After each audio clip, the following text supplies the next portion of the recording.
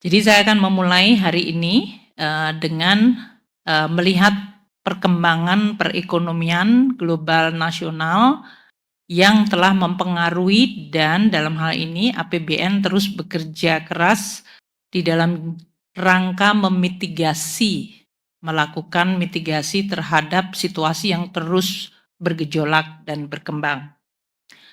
Saya memulai dulu dari kondisi geopolitik. Seperti diketahui teman-teman semua, hari ini mungkin hari ketiga terhadap mulai pecahnya perang Israel dengan Iran. Dan ini telah menyebabkan langsung pada hari pertama harga minyak naik lebih dari 8%, yang tadinya pada kisaran di 70 bahkan di bawah $70 untuk Brent. Itu terjadi kenaikan lonjakan bahkan tertinggi sempat mencapai $78 per barel, naik hampir sekitar 9%, meskipun kemudian sekarang mengalami koreksi di $75 per barel. Namun ini adalah sesuatu yang memunculkan selalu adanya suatu event atau kejadian yang bisa langsung mempengaruhi secara sangat signifikan terhadap kondisi perekonomian, baik melalui harga komoditas maupun dari sisi nilai tukar, suku bunga, dan capital flow. Inilah yang sedang akan terus kita menghadapi geopolitik yang makin meruncing.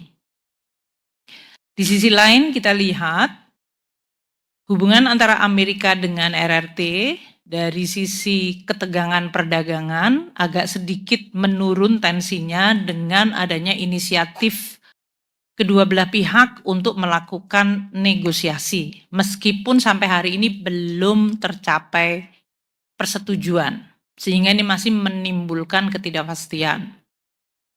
Yang hari ini diumumkan oleh Presiden Trump dengan Perdana Menteri Inggris adalah trade deal antara Amerika dengan Inggris. Padahal Amerika Serikat menyampaikan apa yang disebut policy pada saat Liberation Day adalah penerapan tarif kepada lebih dari 60 negara di dunia.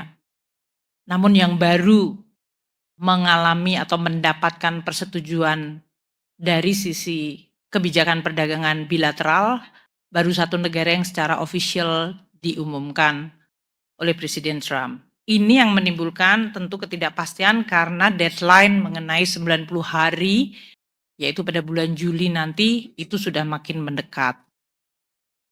Situasi gejolak geopolitik, keamanan, dan perdagangan antar negara, termasuk sebetulnya Amerika Serikat di dalam apa yang disebut proposal dari kebijakan fiskal mereka, yaitu kebijakan fiskal yang oleh Presiden Trump disebutkan big and beautiful, yang diperkirakan akan menambah defisit APBN dari Amerika Serikat secara sangat signifikan, lebih dari 10 triliun dalam 10 tahun terakhir tambahan defisitnya.